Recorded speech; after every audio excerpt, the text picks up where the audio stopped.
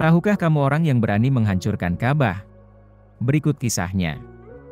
Semasa sebelum Islam, Ka'bah telah menjadi tempat suci bagi suku Quraisy dan bangsa Arab. Namun, bangunan ini mengalami kerusakan akibat banjir dan usia yang semakin tua. Di sekitar sumur Zam-Zam, hiduplah seekor ular besar yang telah lama dianggap sebagai penjaga Ka'bah.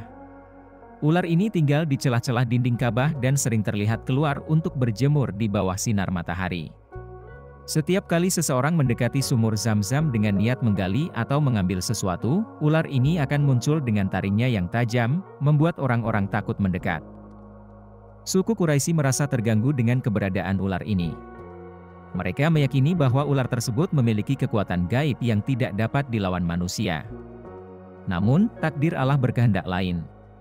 Suatu hari, ketika ular itu tengah berjemur di dinding Ka'bah, tiba-tiba seekor burung besar turun dari langit dengan kecepatan luar biasa. Burung itu menyambar ular dengan cakarnya yang kuat dan membawanya pergi tinggi ke langit, menghilang dari pandangan orang-orang Quraisy.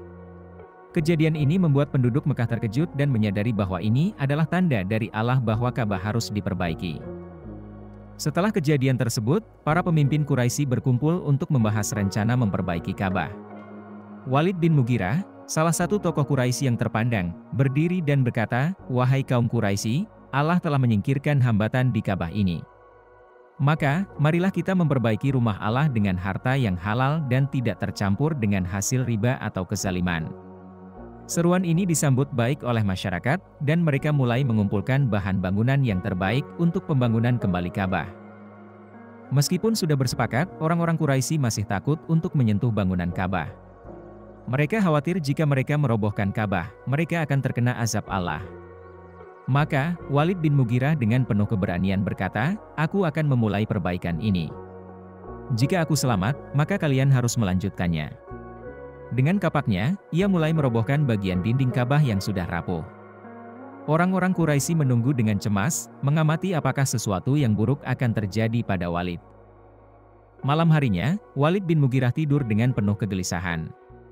Namun, ia bermimpi melihat Ka'bah dalam keadaan lebih indah dan megah. Ketika ia bangun, ia merasa tenang dan keesokan harinya ia memberitahu kaumnya bahwa Allah tidak murka atas perbaikan Ka'bah. Dengan keyakinan ini, orang-orang Quraisy pun mulai bekerja bersama untuk meruntuhkan bangunan lama dan membangun ulang Ka'bah dengan lebih kuat. Karena Ka'bah adalah bangunan yang sangat dihormati, setiap suku Quraisy ingin berkontribusi dalam pembangunan ini. Maka, mereka membagi tugas. Bani Makhzum bertanggung jawab membawa batu, Bani Taim mengumpulkan kayu, dan Bani Hashim mengerjakan pondasi utama. Setiap suku bekerja dengan semangat untuk menyelesaikan pembangunan rumah Allah.